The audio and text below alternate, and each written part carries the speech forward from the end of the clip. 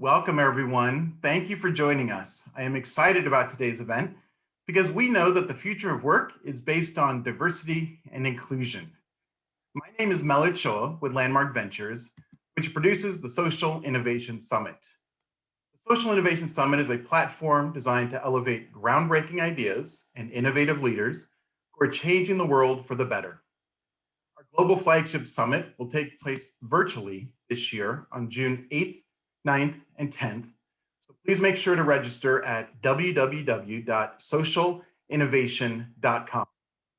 To kick off our 2021 annual event series, we are excited to host this important conversation with our good partners at Comcast NBCUniversal.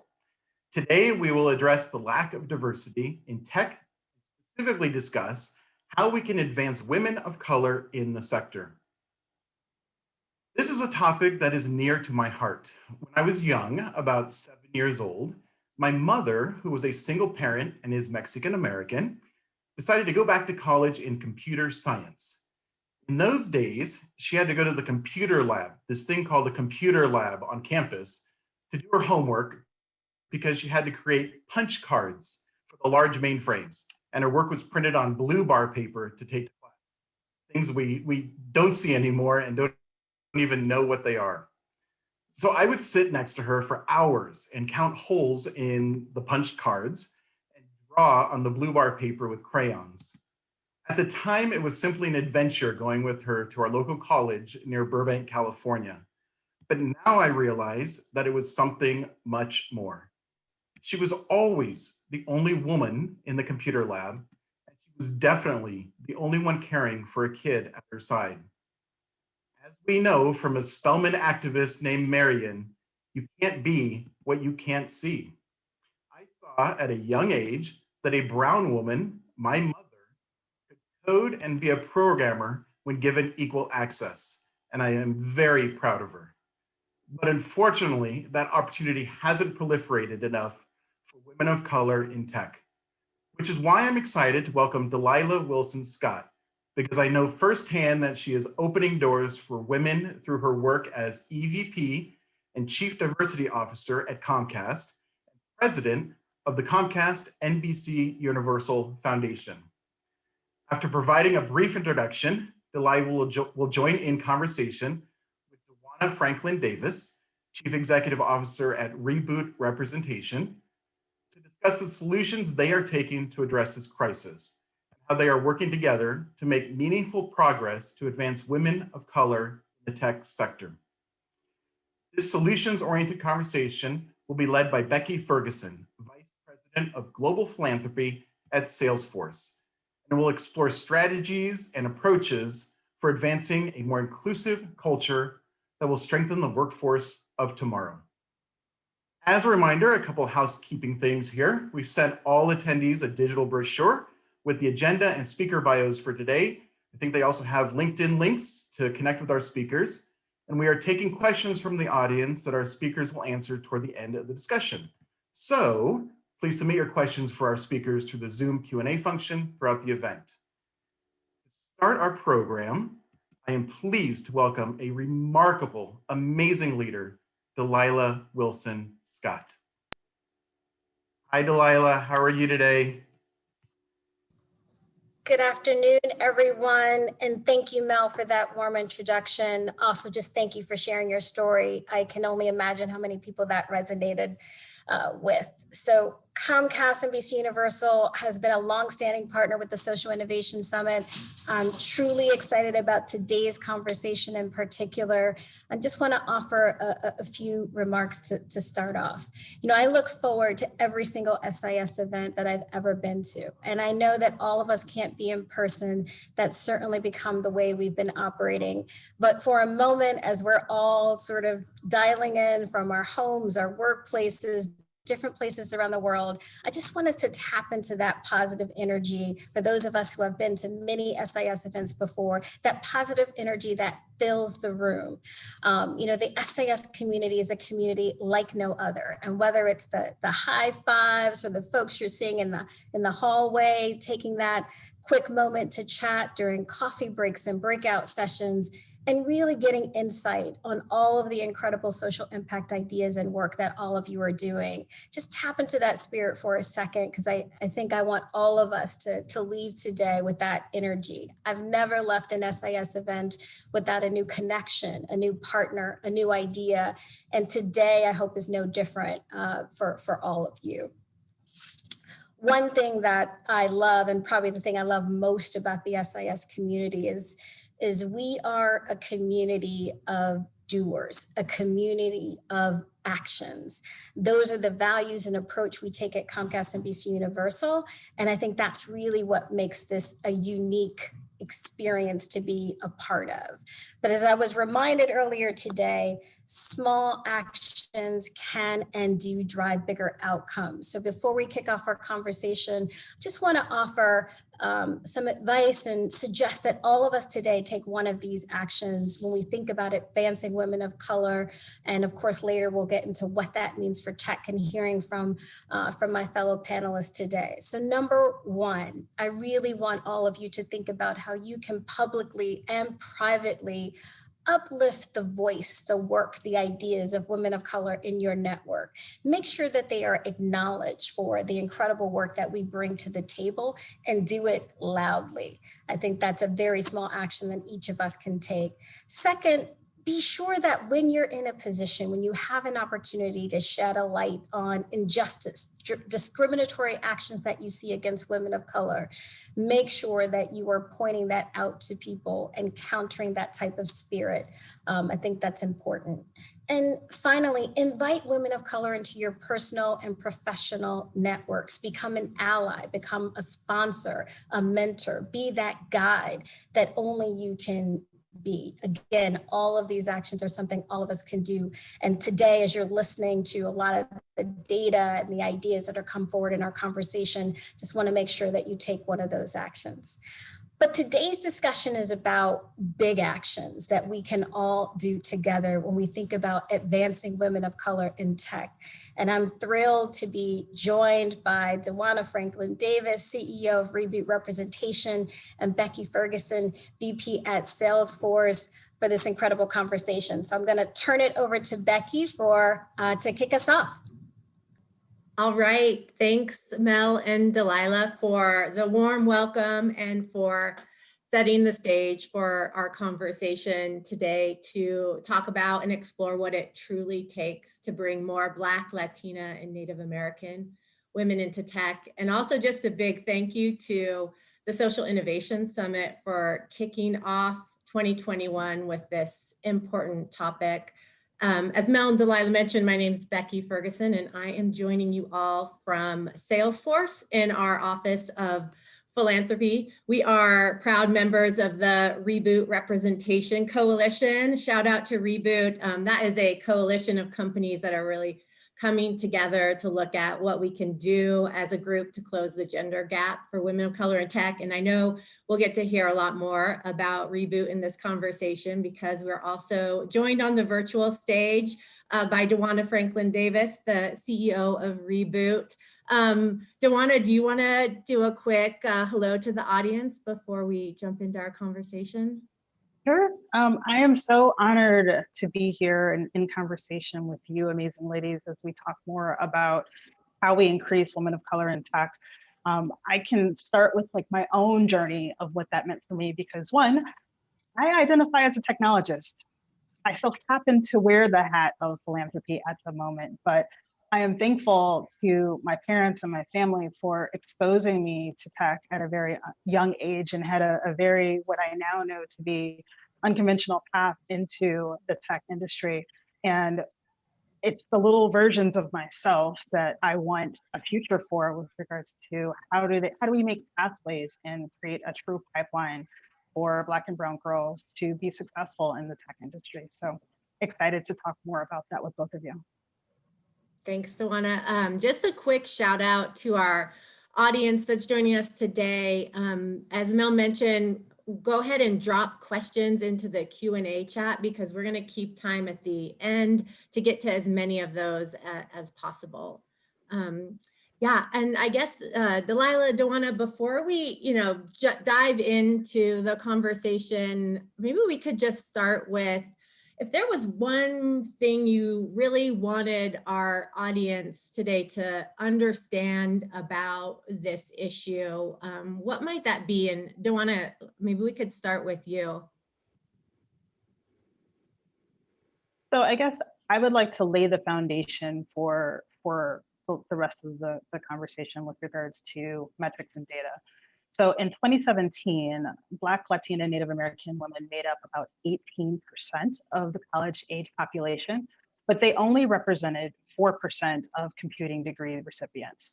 So the portion of Black, Latina, and Native American receiving computing degrees was actually decreasing about 2% annually, and that equated to about 40% over the last decade. So without real interventions, that 4% number would not double to 8% until the year 2052. 2052. So other numbers that are relevant in the workplace, Latina and Black women hold only 1% and 3% respectively of computing occupations. So to be more specific, the longitudinal data shows that the diversity trend line is going in the absolute wrong direction.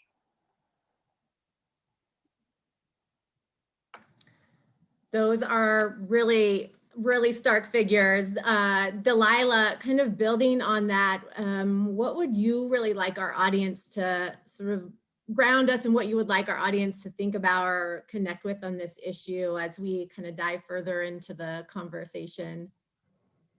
I think in the past year, more and more people have become painfully aware of some of the realities that women of color face in the workplace every single day.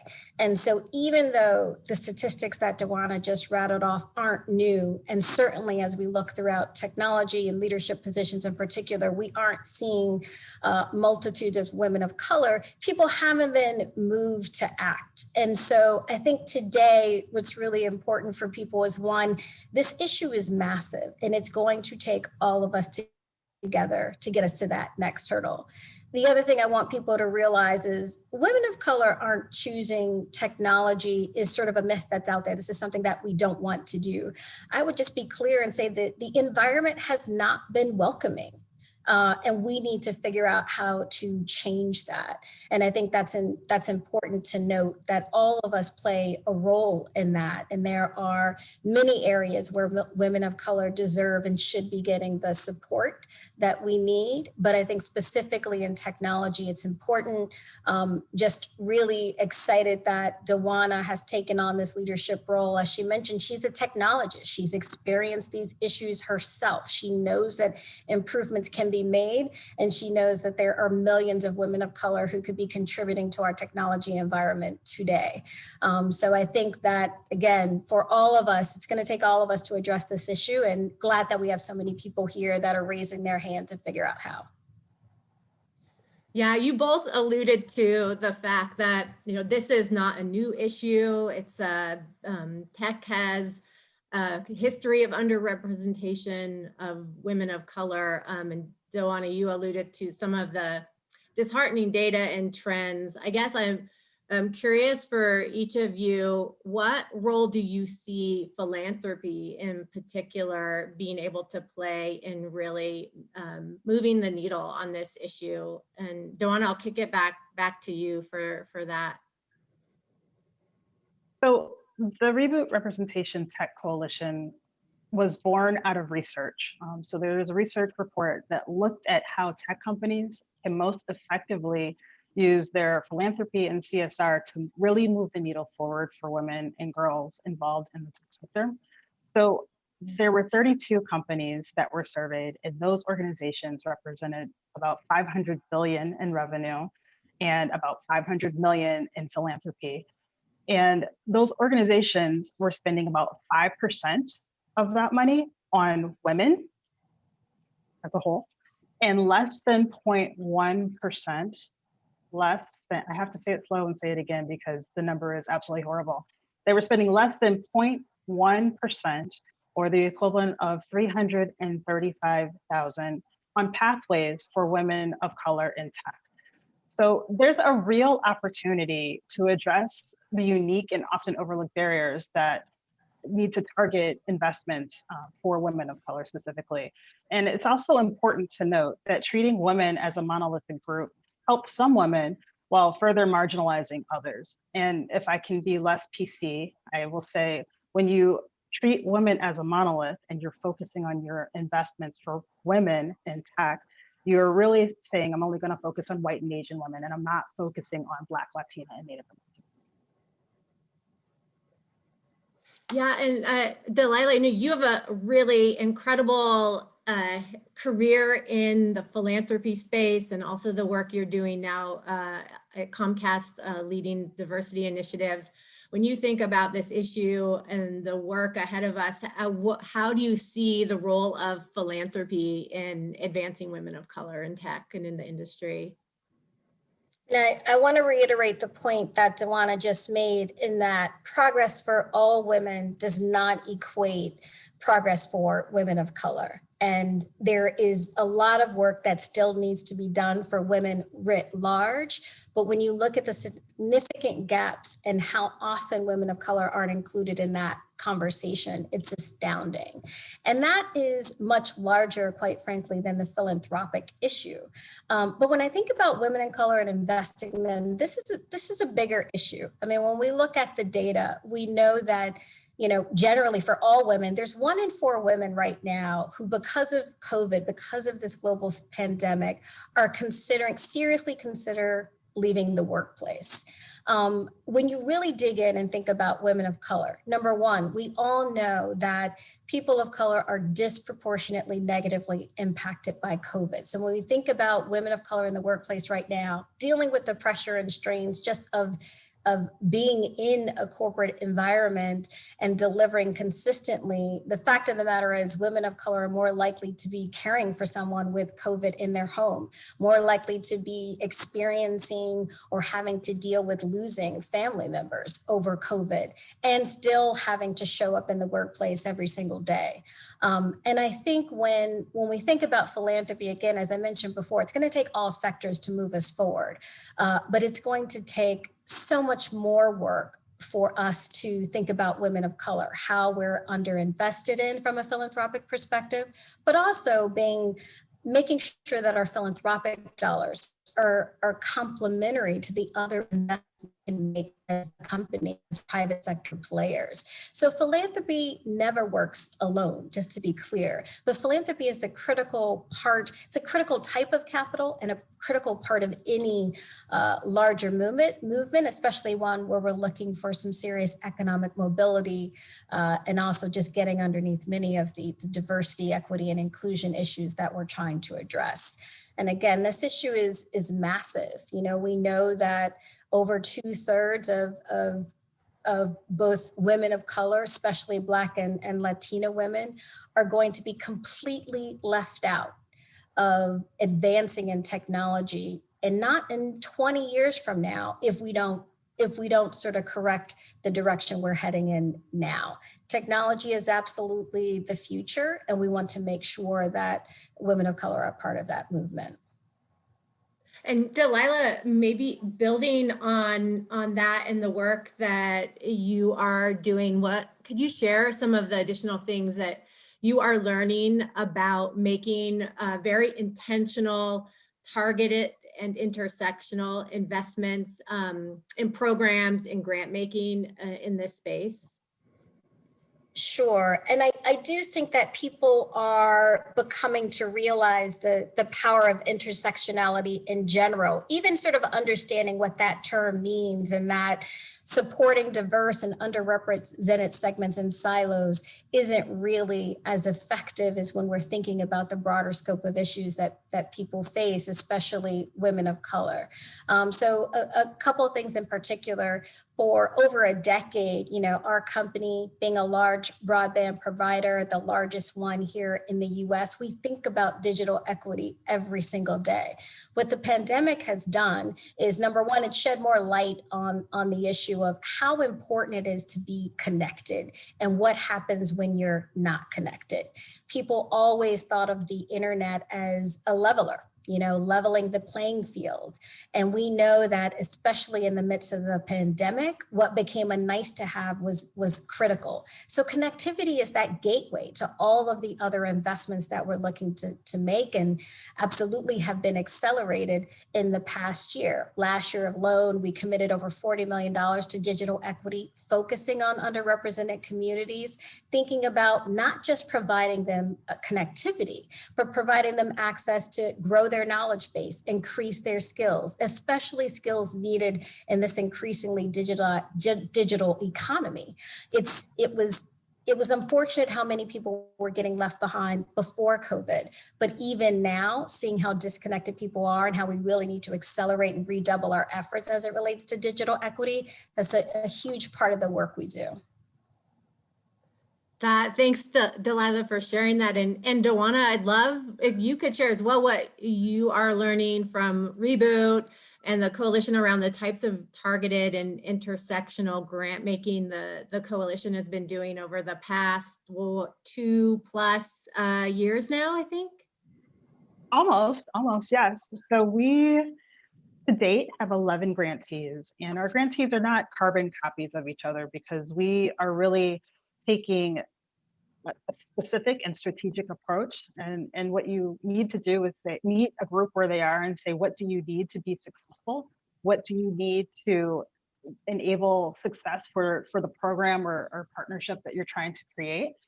So I guess to highlight 2 examples, we have a partnership with the American Indian College Fund, and we have a program specific to Native American women where, yes, we are providing a scholarship for those ladies, but it's not just about the money for them. It's also about the additional wraparound services that are going to enable them to be successful and make it through successfully their computing programs. Another example I like to give is with the KIPP Charter School Network. So KIPP is a national charter school network, mostly of Black and brown kids in the US. And we partnered with them to create a program that was going to train the teachers to teach advanced placement computer science. So there's lots of data that shows that when students take the APCS courses, then they're more likely to major into computing fields when they go on to higher education. So the teachers have been trained, and they have a train the trainer model to continue that into the future. But we didn't stop there. We offered those schools a bonus to reach gender parity. So in that first year, 14 out of 19 schools were able to reach gender parity in their advanced placement computer science classes. So it's important to note, it's not enough to just, if you build it, they will come. If you have to be strategic and specific with regards to how you're going to reach the limit in this example. And I love when KIPP talks about this as a success, because not only are those students thriving, but KIPP goes on to say, and it wasn't even that hard for us to increase the number of girls in the class. So I guess what I want the audience to remember is that, and as Dalila already said, an intersectional approach is non-negotiable if you really want a positive and lasting change. Thanks, Dwana, for that and for those really concrete examples of programs in action. Kind of building on that, on the thread I think that alluded to in some of each of your remarks, that that this issue is bigger than any one company or organization. I would love if you could kind of each share about how you think about the importance of collective action in terms of really making a difference in the trends, Dwana, that you referenced around women of color entering tech careers. So yeah, Dalila, could I just ask you maybe to start us off and just reflect on how you think about the collective action in this space? Sure, it's collective action, but it's also aligned action. And I think that's what really brought us to joining Reboot Representations Coalition in the first place. But I'll start with sort of the big goal that Reboot has set, which is to double the number of Black, Latina, and Native American women who get computer science degrees by 2025.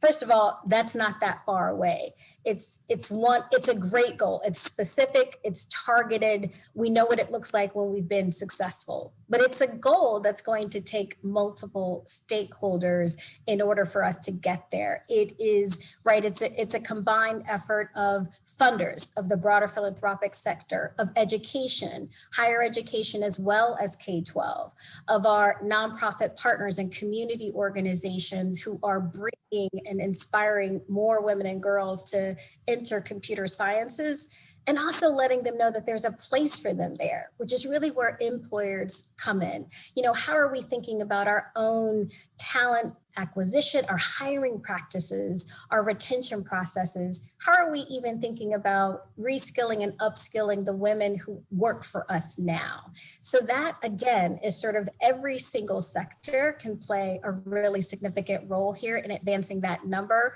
And what we know for a fact is if any one of those sectors, if any one of those institutions tried to do it alone, it would be really difficult and nearly impossible to double that number by 2025. However, if each of us think about the platforms we bring to the table, our ability to influence, how we leverage our networks, our resources to get there, we can absolutely get to that number in 2025 and continue to grow that number over time. But we can't do it alone. Exactly that. I guess the only thing you said it all with regards to the value and the importance. I mean, individual companies have faced difficulties in their efforts with regards to making the tech pathway and pipeline more diverse and more equitable. I mean, if that weren't true, we wouldn't be having this conversation today. So there's significant potential in using tech's collective resources, as you just mentioned, to drive the sea forward for change for women of color and increasing that representation in tech. What I always say is no one company got us here alone, and no one company can ultimately fix the issue alone. It's critical to know that meaningful solutions are impossible without collective action. It's not about individual company names on targeted programs. It's about how are we going to work together, bring our resources together, bring our collective minds together. And the other thing I like to say, whether I'm talking about my grantees or the member companies, is we don't need to start from zero. Why? There's so much energy and power and thought and work that's already been done. So why should any company or organization start from zero where we can build on and learn from the collective group?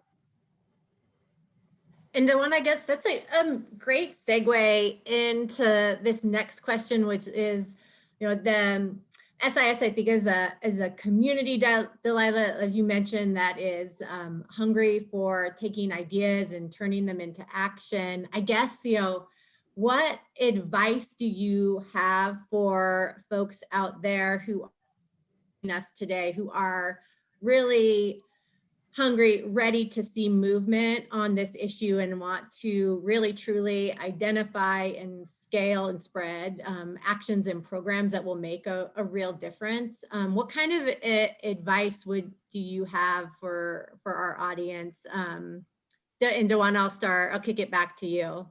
Okay. Mine is simple. So one, don't let the horrific events of 2020 and the momentum that was started with regards to investing in programs and organizations that are moving towards equity. Don't let that go and be in vain. And if you are a decision-making member of an organization and you are serious about diversity, serious about equity, serious about inclusion in your organizations, as well as in the tech sector as a whole, it's important that we set competition aside and we use our collective power to change the current landscape. Connect with me on LinkedIn. I want to talk to you about being part of the coalition. If you're serious about it, I want you as part of the coalition so that we can all roll up our sleeves and move this needle forward together. And I think particularly for the companies out there today, we're at a moment in kind of the evolution of CSR, the evolution of DEI, where companies really have to dig deep and be authentic about what your purpose is and how you integrate that into everything we do. And I think it's important to figure out all of the levers you have to bring to the table. Sometimes philanthropy is the strongest lever, but I don't want people to forget about the other levers we have as public sector companies. One, of course, are hiring. It goes without saying. When we think about hiring, promotion, retention, how are you thinking about countering some of the bias that might exist in your organization and challenging it and making sure that it's not happening, and you're educating your leaders and managers in the process. Think about supplier diversity chains and your ability to impact not only who does business with you, but how they are hiring. I think these are important levers, again, that many companies have access to. It's a great way to support the small business community and entrepreneurship community. We're doing that through our program here called Comcast Rise, where we're supporting BIPOC entrepreneurs and owners across the country with networking and marketing and technology. So it involves, again, our best resources, the very same assets that helped us grow to the Fortune 50 company we are and be successful at it, and unlocking that potential for communities. So really thinking through what are all the different levers we have access to and how can we point them towards that social purpose. And for us, it's digital equity. So no question why we wouldn't want to be involved in this particular issue we're discussing today. And one more note, and again, reiterating the point Dwana just made, it can't be about a single transaction, a single grant, a single moment. People need to really roll up their sleeves and figure out, what are you in for the long haul? This is about sustained commitment. This is about rebalancing your efforts so people understand what you stand for and why you stand for it. I know that is the journey we went on as a company as we think about digital equity and every single thing we can do in that space. But if for one moment I felt like it was only going to be about 2020, it was only going to be about this new commitment we've made, our $100 million commitment to advance equity, it wouldn't be enough. It has to be more than that. It has to be a part of who we are, and it has to be long lasting. So I would definitely encourage every company to think about your purpose, make it a long-standing commitment, and execute with all of the best intentions and the best resources. Thank you both for those comments. And just switching gears a little bit before we move to audience questions. I know you both have had really interesting career journeys. You are amazing leaders. You are strong voices on this issue. I just wonder, what do you or would you say to young women of color out there who really want to be in your shoes someday in the near future, sort of that next generation of leaders? Dalila, would you kick us off on that? Sure, and I don't know if everybody can see it, but I would point everybody's attention to that sign behind Dwana, which says, she needed a hero, so that's what she became. I think that's an incredible message. Number one thing I would say is the only limitations to your ability are the ones you set yourself. Don't let anyone define what you can or cannot be, you can or cannot do, because it's simply not the case. And I think every young woman should know that. Every woman of any age should know that in particular. There can be so many barriers that we face in life, and the only ones I think that are ever important are the ones that you set for yourself. So dream beyond that. Those of us on this panel, we have incredible achievements to point to. Dream bigger than that. This is only one guidepost. It is definitely not your ending. So that's absolutely what I would say to any young woman anywhere.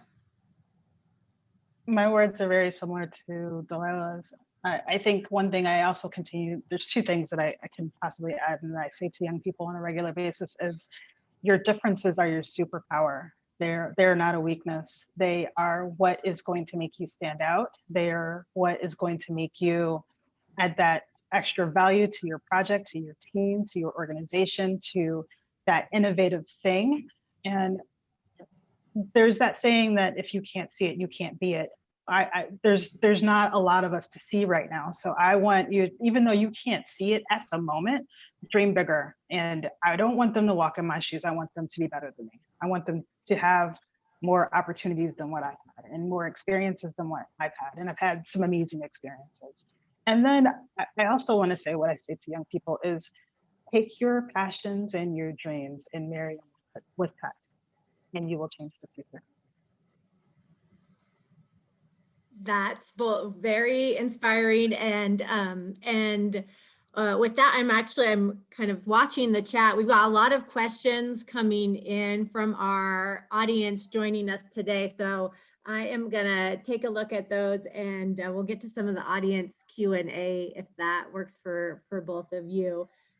Starting with this first question of, technology has always been a male-dominated area.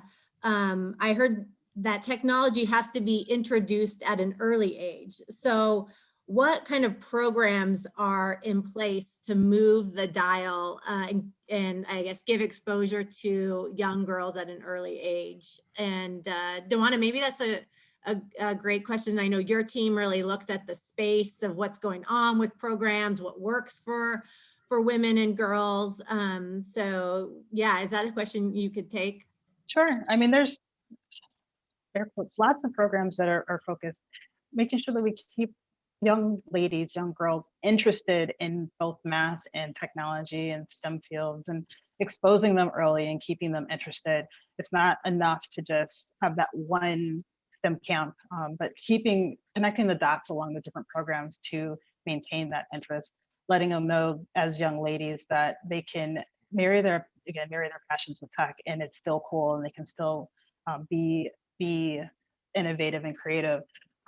But I also want to highlight with Reboot, I mean, we're focused on a later sector. So we're focused on higher ed, and that space is severely under-resourced, and we can't neglect it as a true pipeline and pathway into the tech field. So also wanting to say that that's a space where we can invest and do more. And just because young ladies or women haven't had exposure in K-12 doesn't mean that they can't have a future in technology. So exposure all along the pathway. I mean, it's never too late to get interested and educated and to upgrade your tech skills. So regardless of the K-12 exposure, I think it's important to note that no one should feel like there isn't an opportunity for them to have an entry point.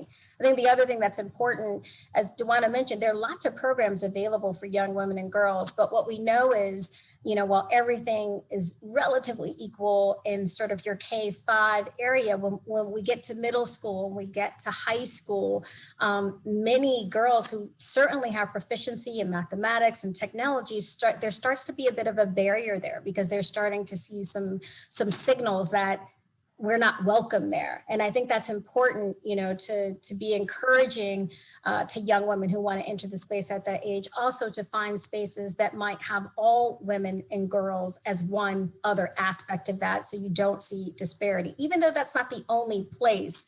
But I think some of the gap is not necessarily from lack of availability of programmings, but girls feeling like they don't have a champion to support them through that interest in a way that you might yearn for at that age. Great. And let's see, I'm going to turn to another question from our audience. Let's see. The second question is, how do we influence leadership teams to prioritize hiring women of color in technology roles? Even when the data is there, what are alternatives to continue to raise these issues and find solutions to get more women of color in visible tech roles? So yeah, how do we influence leadership to prioritize this? And Dalila, both of you sitting in leadership roles, how do you think about this? What are different ways to really get this issue on the agenda among leaders? I mean, I do think, we can never grow tired of putting that data in front of people. And even when the data is so clear. You're always going to have a number of people who don't believe. But I think a data point that I want to add to some of what we've spoken to is if you just look at demographic data, census data, and I don't care what business you're in, if you think you're going to advance and grow in the next 20, 30, 50 years without thinking about women of color, you're dead wrong. It's just absolutely not possible. As women of color, as a customer, as an employee, as a leader, I mean, it's a huge force in the economy that women of color play. And I think it's important for any business to note that if that's a way to grow our business, then what should we be thinking about differently here in how we design our products and services and how we're leveraging technology to reach different audiences. I think it's just important that people continue to raise those statistics and challenge some of the biases and just people will counter data all the time, but we have to keep continuing to put it forward.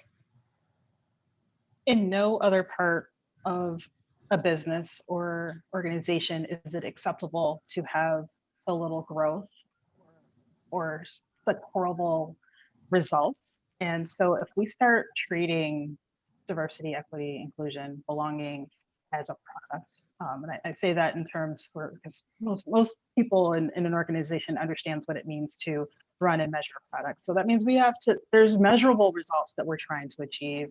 You are incentivized or penalized if you don't achieve those results. And so based off of what we already know the ROI can be for an organization, how are organizations really holding themselves accountable to move that needle forward inside of their organization? Measure it like a product. And Dwana, I know you work and talk to multiple companies. Like, what is your assessment on how are companies doing and actually even measuring this, knowing what their baselines are? One of the things I talk about all the time, and it's not just for our corporate partners, but also for grantees and future grantees, and as well as other nonprofit and higher educational platforms, is it is so critical to collect data and then disaggregate the data. Because if you have no idea what your baseline is, how are you creating strategic goals to increase representation? And some organizations have that ability to, let's say, fluff up their numbers by grouping women and minorities together, and then it looks like you have 40% women and minorities. Let's break that apart. And look at it at leadership. Look at it in your tech space. Look at it as far as each individual group, and then you can say, are we really increasing representation? Are we really? What are our actions and how we're getting paid? And so I affectionately call the coalition companies my companies. So I say my companies, my coalition companies, they're amazing. Those are the places where people should be looking with regards to places that care about people being their full selves and increasing representation. Recognizing that every company is in a different place along the journey. Be on the journey. Be along that path of how you're going to get better and how you're going to increase representation. And I start with the coalition companies and say, these companies have said, yes, we're in it to win it. Yes, we put our money where our mouth is. And yes, we want to increase equity, inclusion, belonging, diversity in our space. And I'm guessing, Dwana, the doors are still open for more companies to join Reboot, right? Of course. I only want companies that are serious, though. So if you want to roll up your sleeves with us and you want to get your hands dirty, we welcome you to be part of the solution, and not start from zero.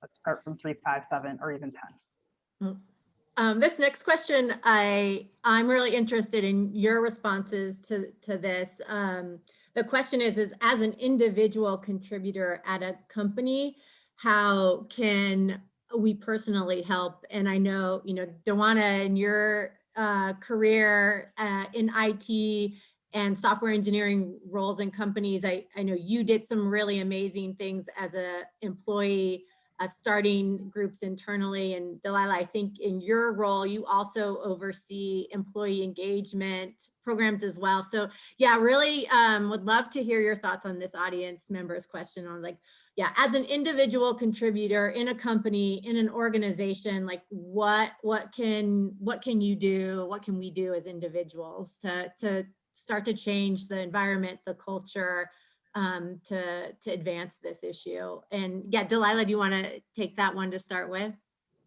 Sure. I mean, I'll start with some of the comments I made when we first kicked off, in that, again, bringing that data inside your company, even just pointing to some of the goals and actions that Reboot representation have made part of our vocabulary. I know we're proud to be one of Dwana's companies, and I think sharing some of that data with folks. I also think, again, find opportunities to uplift women of color in your organization, and definitely want to reinforce the point about disaggregating the data, just like we've talked about the difference between progress for all women doesn't equate to progress for women of color. You know, I want to be clear that I think what's great about Reboot representation is no one is assuming that what works for Black women is going to work for Latina women, and certainly for Native American women, who often don't get the same highlights. And you have incredible organizations like AICF and ACES and Edgar Villanueva's work bringing light to this issue and how disconnected they can be, and tribal colleges and tribal communities often are not a part of many of corporate recruiting efforts and corporate philanthropic support. So I think finding ways to bring some of that data, that conversation, that targeted research into your company, that's something you can do individually. Supporting the women of color around you when you see acts of discrimination, when you see people saying, hey, that's not something we need to focus on, bring that hardcore data of why it's important and why, quite frankly, it's a competitive advantage for your company and your industry. I guess the only couple things I can add would be if you're not in that minority group, be a real ally and do some homework, do your own research on what it means and what it takes to be that ally, and how do you uplift those people that are already in your organization? How do you help with regards to recruiting at non-standard places so you can bring more representation into your organization? And then I'll also, I guess, highlight the employee resource groups. And so I'm a founding member of the business resource group at MasterCard. And that was critical with regards to building culture in an organization. And as we have gone through this past year of virtual life, it was those ERGs that were really holding the culture of companies together as people were trying to figure out and navigate this new world that we're in. So just really being able to think differently, disaggregate data, be a real ally, and be able to help people be their full selves at work. It's too much work and too hard to compartmentalize who we are. And another big vote and shout out to employee resource groups. I mean, these are incredible affinity groups that exist at most of our organizations. If they don't exist, definitely start it up. But when we look at our statistics, one, they're more likely to volunteer. They're more likely to participate in a number of different programs. They're champions and cheerleaders for the work that's important to the company. And whether it's celebrating their culture, offering a safe space to network socially, they also can really help launch major products and services and give insight and feedback to your development teams. I know that, you know, no major initiative is launched at Comcast NBCUniversal without the insight of our ERGs. We're 35,000 members strong. We just introduced a new channel this month called The Black Experience on Xfinity, and getting a lot of feedback from our ERGs made that product better and will continue to make it better. Supporting our Black technologists in particular. Over the past few years, we've had a new group formed called Bengineers, who are really passionate about how do we support the Black engineers we have, but bring more into the company and be that inclusive environment that attracts more as well. So huge shout out to ERGs for sure. I know that I'm grateful that we have them and that we continue to support them. Yeah, +1 to the power of ERGs is just one example of collective action inside organizations. And Love hearing from each of you what that's looked like in your companies and in previous experiences. I'm looking at, this is a quick question for you, Dwana, of interest in, hey, where can people find some of the research that you mentioned earlier in the conversation to be able to tap into that information? We have a lot of, our report, which is 104 pages. And for those that don't have that kind of time, we have a Cliff Notes version, the highlights on our website. So www.rebootrepresentation.org is where you can find that information. Nice. I'm taking a look. We might have time for, we'll see if we can sneak in one or two more questions. Let's see. So given the economic impact that COVID-19 has had, disproportionately impacting women and especially women of color, childcare seems to be coming to the top as an important wraparound service that needs to be provided. Are there collaborative impact efforts out there in this space that you're aware of that are really addressing that wraparound support need that women of color in particular often face? So the program that I mentioned earlier, supporting our Native American ladies, provides some of those wraparound services. Care is so critical right now, whether we're caring for elders or caring for children. The term that I heard recently, which I have to say slowly because it doesn't make sense when you say it, but they called it a she-cession, like recession, because so many women are leaving the workplace.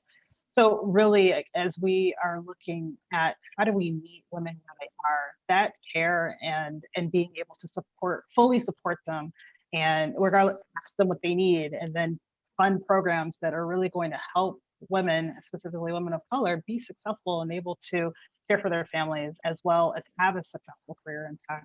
And it's not just about education. It's not just about the women that are coming in the pipeline. Our companies need to do the same so that we don't lose the women that we already have in industry. How are you supporting the women that are already in your organization so that they can be wives and moms and aunts and daughters and whatever else they need to be and still have their career and be successful?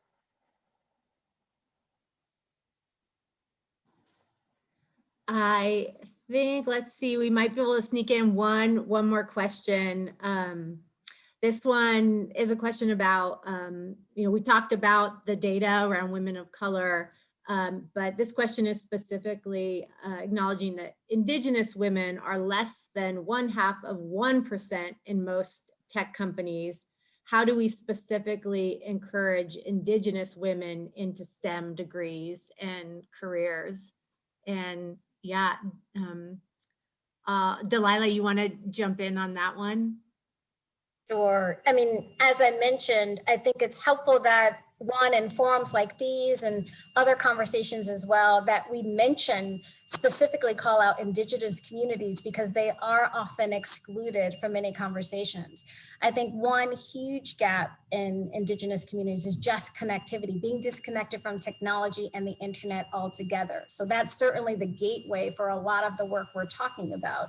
We can't get more people skilled up if we can't actually focus on some of the issues around connectivity, I know, which has been a big focus of ours. But I do think that again, making sure that we're calling out that gap and that people are inclusive of Indigenous communities in their efforts. Dwana mentioned AICF, again, strong partners of ours as well. And there are several Native American specific philanthropic communities that are bringing more education to the table. I mentioned Edgar Villanueva earlier. Indigenous populations, just like many of other populations, there's certain pockets and concentrations throughout the country. I think making sure that you're thinking specifically about Indigenous women's needs and inviting them into the conversation, not expecting them just to show up if you're talking broadly about women of color, I think is important for sure. We have a partnership with ACES, and we partnered with them to rewrite curriculum, CS curriculum at Native American high schools so that it is more specific, more culturally relevant. So again, meeting people where they are, designing programs that are intentional, specific, strategic, so that we can make real, impactful, and systemic change. I Smells know there bad. are even more questions from our audience. I want to thank the audience for putting those into the chat. We got to as many of them as we could, and just a huge thank you to Dwana and Dalila for engaging in this conversation and for the work that you are doing in this area. I know we could have spent much more than an hour together, but I'll hand it back over to Mel. Yeah, thank you, everyone. I really hate to end this conversation. It sounds like we could go on for 5 hours, 5 days, 5 months. That's the energy that's needed in all of this. So thank you so much, Dalila, Dwana, and Becky, for hosting this important conversation today. On behalf of everyone at the Social Innovation Summit, I want to express my gratitude to our attendees for joining us for this discussion on advancing women of color in tech. I also want to thank Comcast NBCUniversal for hosting this discussion along SIS today, and to all of our SIS partners for their involvement and leadership in these essential conversations. The Reboot Representation Tech Coalition is just one example of how organizations can work together to advance a more inclusive culture that will strengthen the workforce of tomorrow. And we are excited to continue hosting important dialogues like this one throughout the year. If you would like to continue the conversation with our panelists, we encourage you to reach out via LinkedIn or Twitter, which can be found in the digital brochure sent in the initial confirmation. Lastly, we invite you to all join us at the Social Innovation Summit on June 8th, 9th, and 10th, where we will continue these important conversations and discussions around many different themes. To join us, please visit www.socialinnovation.com. Thank you again, and we look forward to welcoming you at another event soon. Goodbye, everybody.